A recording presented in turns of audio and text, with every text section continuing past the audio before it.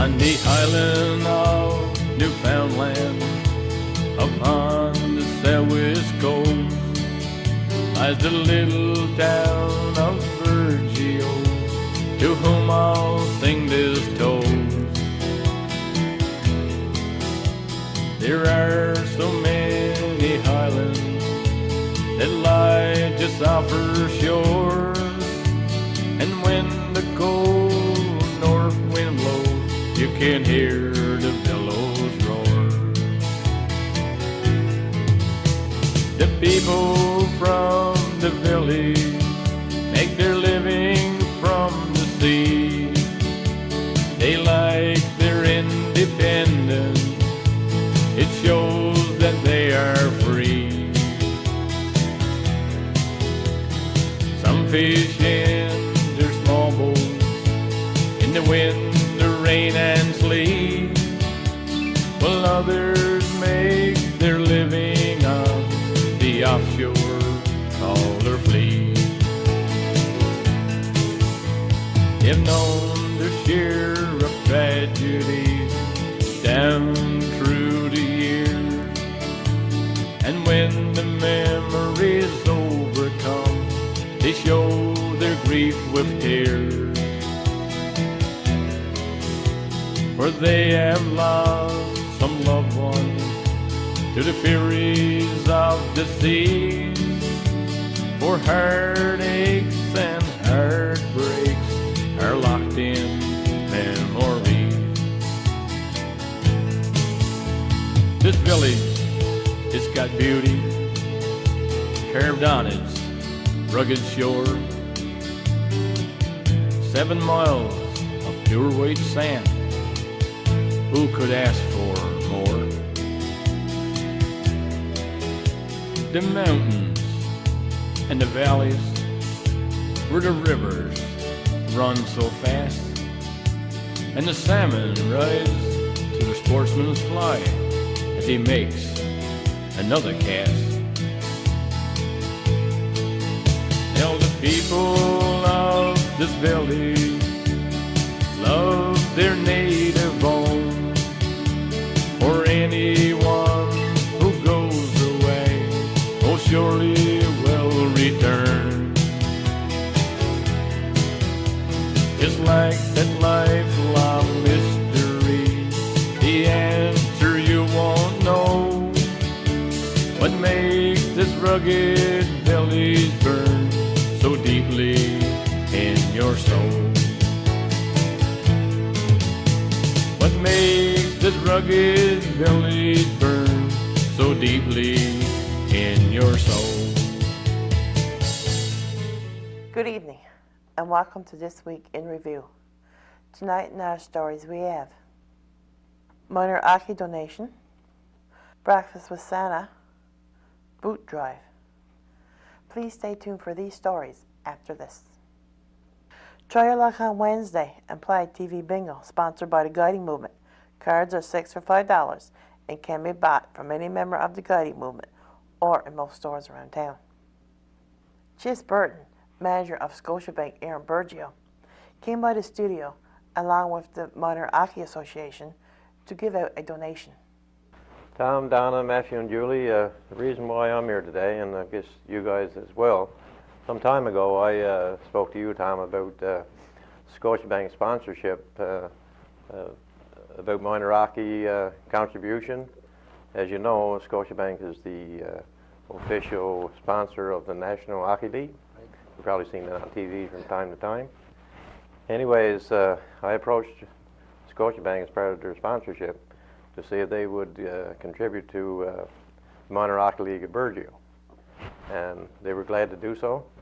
So I'm here today to present to the Minor Hockey League of Burgeo, I guess the Minor Hockey Association, a check for $1,000 to go towards your minor hockey program and or equipment. Right, well the plan is to probably obtain some more goal equipment. Some of the stuff we got is starting to get a little ratty, so I think we're going to try and use it towards some new goal equipment. Well, that'd be excellent. All right. So I'd like to present the check to... All right, well thank you very much. Thank you. You're kindly welcome. Certainly welcome. Shake the hand. There you go. There you go. Excuse me. There you go. You never Thank check back. Thank you very much, Jess. Or you're kindly welcome. Okay. And probably next year, We'll try again. who knows, while ever Scotiabank is the official sponsor, we might be fortunate enough to get another check next year. Okay. No guarantees, but we'll try. On Sunday, December 20th, the Burgeo Fire Department will be hosting its annual Breakfast with Santa. The breakfast will consist of bologna, sausages, pancakes, toast, tea, coffee, and juice. Santa will be there to meet and greet the people. Tickets will also be sold on various items. The Burgeo Fire Department held a boot drive on Thursday. This is where people could give a cash donation towards a wheelchair-accessible van for Daniel Durnford. The drive was held at Foodland, Scott's Garage, Variety Quick Shop, and Pearl Harbor. Fire Chief Glenn Ann came by the studio to talk about the drive and its cause. Good evening. In our studios tonight, I have Fire Chief Glenn Ann and Firefighter Terry McDowell. Good evening, gentlemen. Good evening, Maxine. You're going to discuss tonight about the boot drive that you held on Thursday?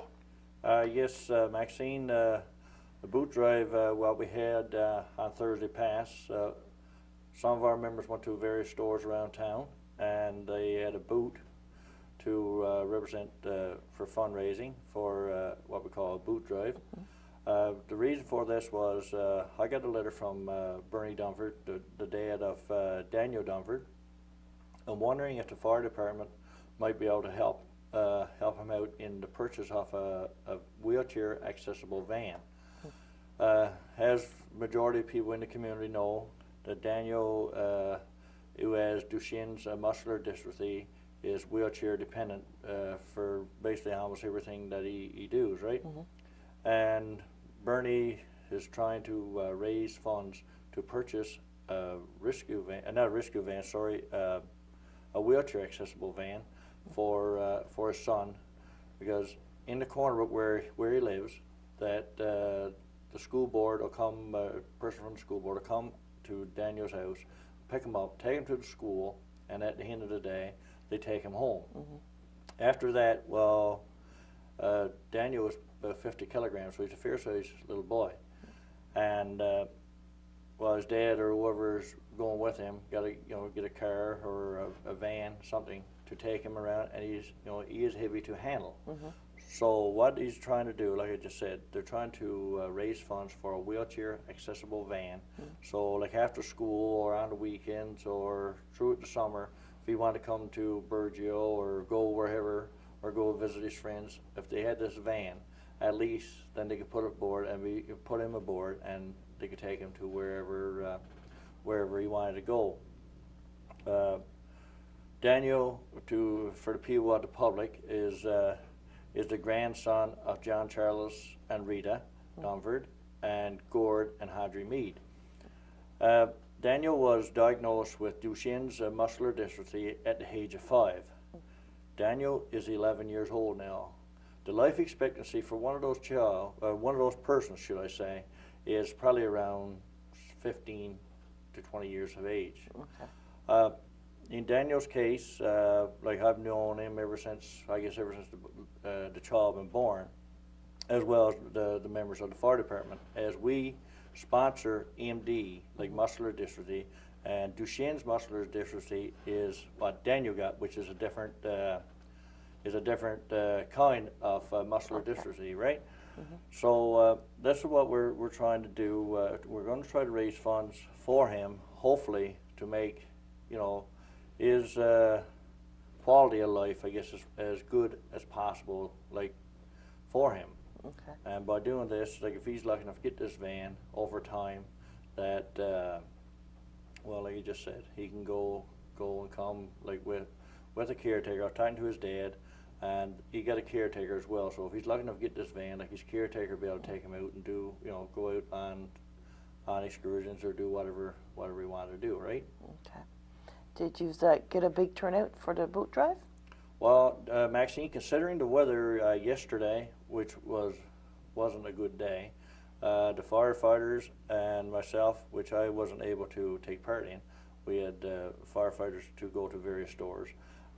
We done really well. We took in over $900 yesterday, And today, which is Friday, people have called the house with donations, and Daniel's grandparents have called as well with donations of people dropping off. So I'd say, you know, like over the next week or so, I'd say like he'll do really well. And the thing about it is, it really shows a real community spirit. I mean, this little guy, I mean, you look at the other little fellows that's 9, 10, 11 years old. I mean, they're out going around and doing their thing, and Daniel is unfortunately subject to a wheelchair, you know. So that's the way we look at it. We can help him as a fire department and as a community overall. I mean, I think we, you know, we were yesterday with the overwhelming support that we got. We were more than pleased, and that's the same thing. I was talking to his grandparents, both lots, today, and I mean, they were more than pleased, and they said, you know, to thank the people of Burgeo for their donations to help Daniel, and hopefully this will come a reality. Hopefully, like within the new year, if not before Christmas, it'll be early in the new year that they'll be able to come up with a wheelchair accessible van to be able to take Daniel around. Okay. So where are the other funds going to be coming from, Glenn? The other funds is going to be coming from Prisoner's Choice, a children's charity, I guess, up in Ontario, I guess through the Sobeys, Foodland stores, or what have you. They will donate up to $20,000. But to what I understood from Daniel, from Bernie, was that they'll pay for the initial cost of the van, taxes, licensing, registration, all that stuff. That's going to be up to Bernie to pay. Okay. So, like, if the van is $20,000, he's going to have to pay the taxes on the $20,000 and like the insurances and stuff like that. And if she's more than $20,000, Bernie's going to have to try to raise the funds. And he did have a write-up in the Western Star, and he done a talk on the radio show last week early in the morning. He done one talk, like I said, to the radio host and explaining this situation. And Hubbard's talking to him there last Tuesday or Wednesday, whatever that was, last week. And he said he's getting like support from in around Cornerbrook. So, like you said, I guess there's a lot of people wondering, well, like, I mean, the community overhaul, in my opinion, I mean, is good to everybody. You know, I mean, the fire department, I mean, we as a fire department, we can't say anything about the community as per se fundraising or whatever. I mean, whatever we basically ask for, or like go out and try to fundraise for, you know, we get tremendous support from the community. And Daniel, although he lives into Cornerbrook, he's still considered one of the Burgeo children. I mean, it's unfortunate that he had to go to Cornerbrook to live, but I mean, he is still a Burgeo child. Yes. So if anybody wanted to make donations now, Glenn, where would you be able to do it to? Well, like I say, if anyone would like to make donations, they can contact any member of the fire department, and Lloyd is our secretary treasurer, Lloyd James, and we pass all of our funds along to Lloyd, and like when it's all said and done, like we'll get in contact with Bernie, and we'll make a presentation, say, to him, right? So if anyone out in the public would like to make a donation to this cause, they're more than welcome to, and like, you know, whatever you mind to donate, you know, we well appreciate it. And you can you can give it to any member of the fire department. They'll pass it along to me or pass it along to Lloyd, and we'll take care of it from there. Okay, oh, very good. Well, thank you so much for coming in. Is there anything else you'd like to add? No, well, I guess on behalf, like I just said earlier, on behalf of Daniel and Bernie and Trina and their grandparents here in Burgeo and all of our members of the Burgeo Fire Department, we fully support this project. It is, like I said before, it is a firefighter thing that we do. Not like lots of times in May or June we've had car washes, but this thing here, this is a bit different. Some say from the car wash. This here is based. This fundraiser that we done here was strictly for Daniel. Yes. I mean, it's not as for say Mustard District. This is, say, the fundraiser really is just for Daniel. Like, this is a thing that firefighters all across Canada and the United States sponsor, like there's different organizations sponsors different projects and what have you, but firefighters do sponsor MD, and this being one of our projects that the firefighters look after or try to do the best they can with. We were only too glad to try to help Daniel and his family out. Daniel, well, you know, when he was a small boy, when he used to come to Burgeo, and nowadays still comes to Burgeo, his ambition in life was to become a firefighter. And like when he comes out to Burgeo now, like if the fire trucks is out by the door, he most generally his father and he or his grandparents will take him down, and or his aunt will take him out and down by the fire hall, and he'll go around and look at the size of the fire trucks. A couple of years ago, we gave him a fire department T-shirt with Burgeo Fire Rescue marked onto it, and so for Christmas now, that's what we're planning on, to buy him another Burgeo Fire Rescue T-shirt, and that was his ambition in life, is to become a firefighter. But I guess unfortunately, that's not going to become a reality unless we are more than lucky that there will be a cure. You know, we're all hoping and praying that there will be a cure for all this. Those problems that's out there, but that's what Daniel's goal in life would be a firefighter.